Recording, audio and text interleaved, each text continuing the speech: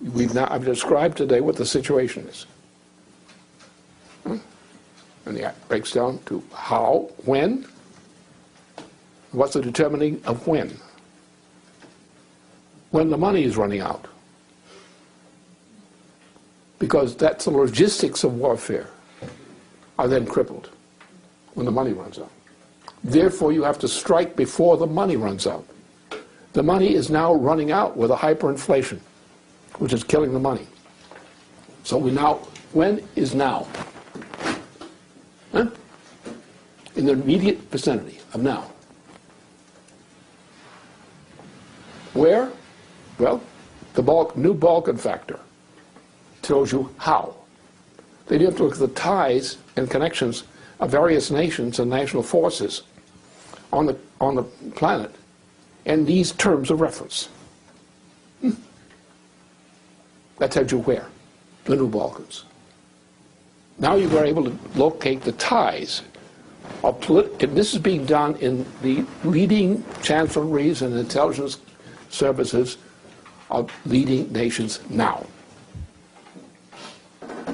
That's why many nations have leading forces in them which agree with me on the fact that we are in danger of an immediate outbreak of general warfare on this planet. So you can calculate this, not necessarily by looking up at a calendar and trying to put your finger on a date. Where is the pitch? Where's the pivot? The new Middle East, the new Balkans in the new Middle East. A well-known area, densely populated with U.S. and other troops. Think of the commitment of U.S. and other troops which are now committed. And think also of the irregular troops, especially, because the irregular troops, like coming out of southern Vermont, out of Cheney and Company, that's a key factor. The entire so-called Middle East is saturated with Saudi, Israeli intelligence, and other forces which are involved in this cockpit. The war is coming down now, which means we have to stop it now. The best way to stop it is throw this son of a bitch out of the presidency. That will stop it.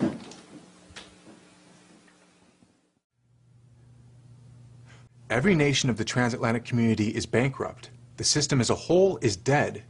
And the necessary reorganization and bankruptcy which is required to save the people will not happen with Obama in the presidency.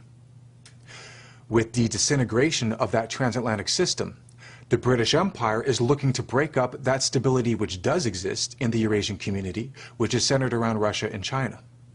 The goal is war, a world war including the use of nuclear weapons.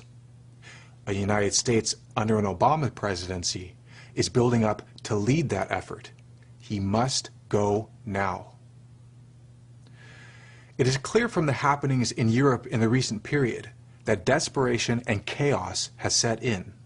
Meeting after meeting, session upon session on an emergency basis, has demonstrated the political bankruptcy of every nation in the transatlantic. There is no policy solution within the framework, the rules, of the British concocted Euro system. After yet another meeting held on an emergency basis, where Papandreou was taken to the woodshed by Merkel and Sarkozy, Greece has been in a political whirlwind. Over the past 36 hours, Greece has gone from referring the bailout to the people to rescinding that referendum, and now there's been a deal brokered where Prime Minister Papandreou will step down and hand it over to a coalition government if they succeed in a vote of confidence in the parliament tomorrow, with Papandreou saying that he had made a mistake by promising a referendum in the first place. This uncertainty is typical of the European political sideshow right now. There is not a single nation in the transatlantic, and this includes our own United States, which is currently capable of committing to the necessary political decision and begin the needed bankruptcy reorganization. There is no monetary solution for this crisis, none.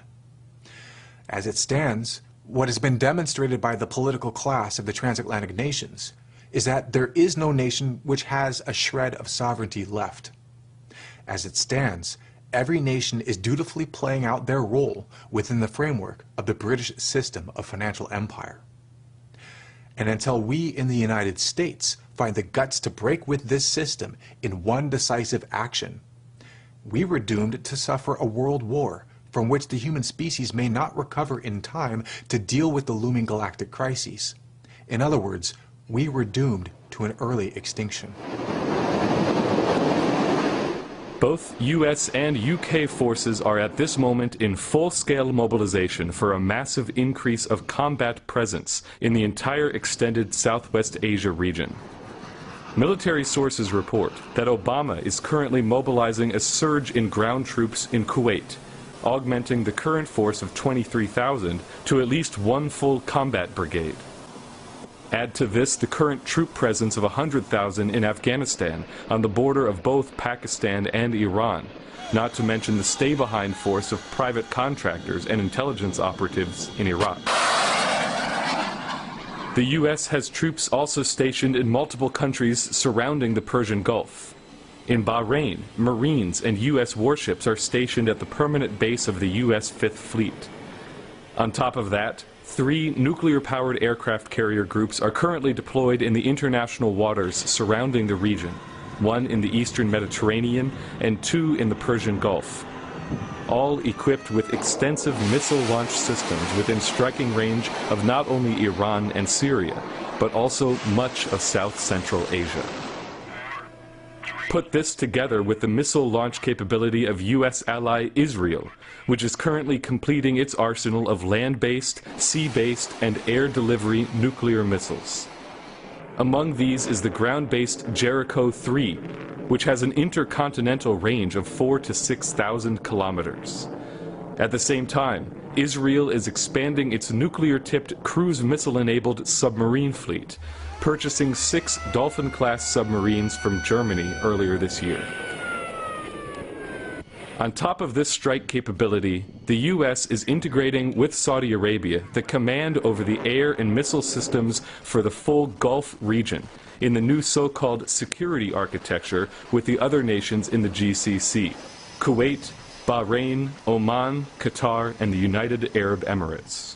And add to this the covert drone bases in the Persian Gulf and the Indian Ocean region.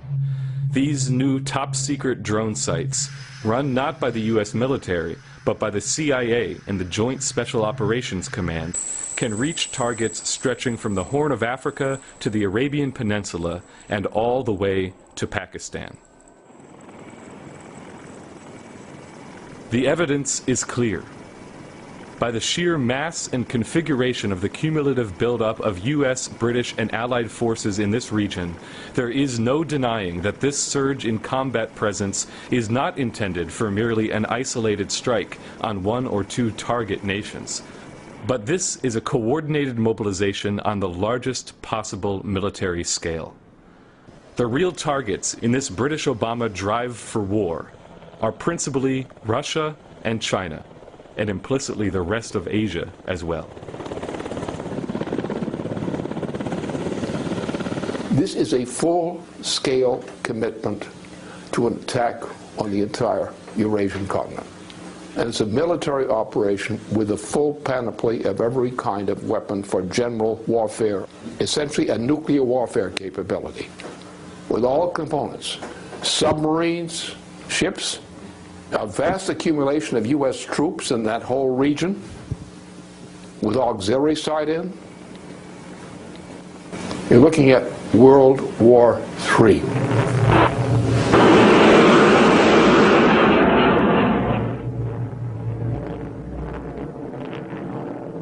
Now, along with this buildup, the change in policy in the United States Navy since 2003, which was a change to an attack-ready posture, specifies that 6 of our supercarriers are to be what's called surge ready, which means ready to deploy with their accompanying strike group on 30 days' notice, with an additional 2 to be deployable within 90 days. What's being prepared in addition to what's already been deployed under President Barack Obama? Pull the plug on this presidency and we can avert this nightmare. Now, the road to peace begins with nullifying Obama's political power, but that's only a start. There is no set of treaty agreements, no arrangement within the present framework which will prevent the outbreak of a general warfare. The disintegration of the economies of the nations of the transatlantic has gone too far for that. We need an objective and a new orientation altogether.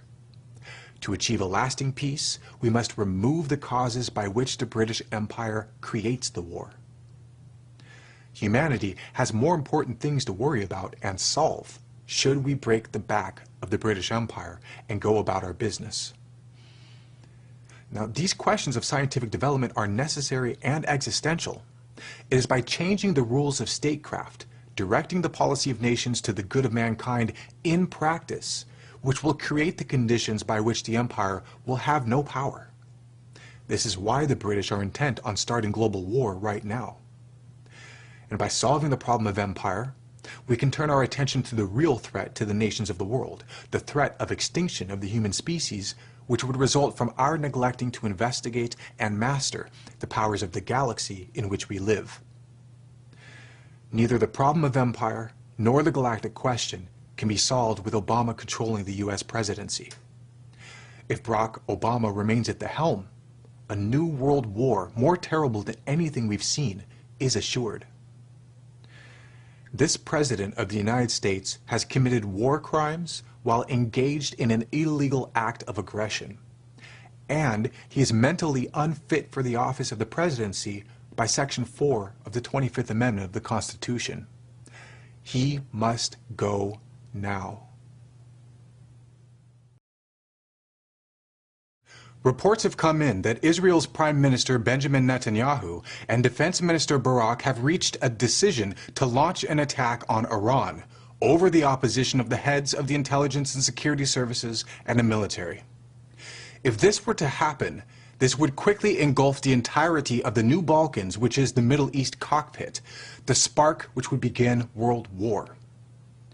There is opposition to this drive within Israel, which is an expression of the difficulties the British Empire is encountering as they move to ignite one among the numerous flashpoints for world war in the cockpit, which is the Middle East. Yesterday, Mr. LaRouche had the following to say. The British want to push Israel into this war. Many Israelis don't want to.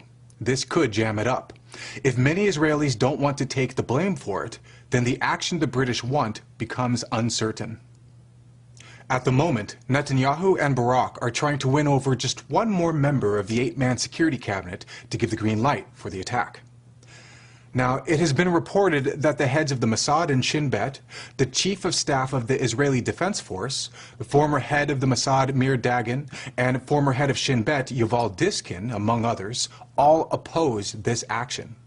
Dagan and Diskin have been accused of being the source of the leak from the cabinet, and it's reported that Netanyahu has started an investigation in this regard. Now, Dagan's response to this was, "Let him indict me." Former presidential advisor Bruce Riddell, who has also served as a CIA analyst and a National Security Council staffer, has reported that the Brookings Institute had previously run a war game simulating an Israeli attack on Iran, which had concluded that a perfect strike is impossible and would place Israel in a vulnerable position and bring the United States into the fire. We have every reason to believe that the Iranians will see an Israeli attack on their nuclear facilities as a joint American-Israeli attack, and they will retaliate not only on Israeli targets, but on American targets. We are on a hair trigger for a new world war, and every day which sees Barack Obama leading the presidency, this threat only increases. He must go.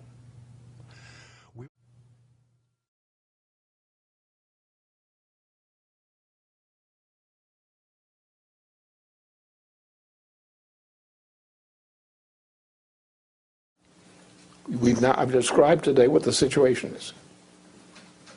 And it breaks down to how, when, what's the determining of when. When the money is running out. Because that's the logistics of warfare are then crippled when the money runs out. Therefore, you have to strike before the money runs out. The money is now running out with a hyperinflation, which is killing the money. So we now, when is now? Huh? In the immediate vicinity of now. Where? Well, the new Balkan factor tells you how.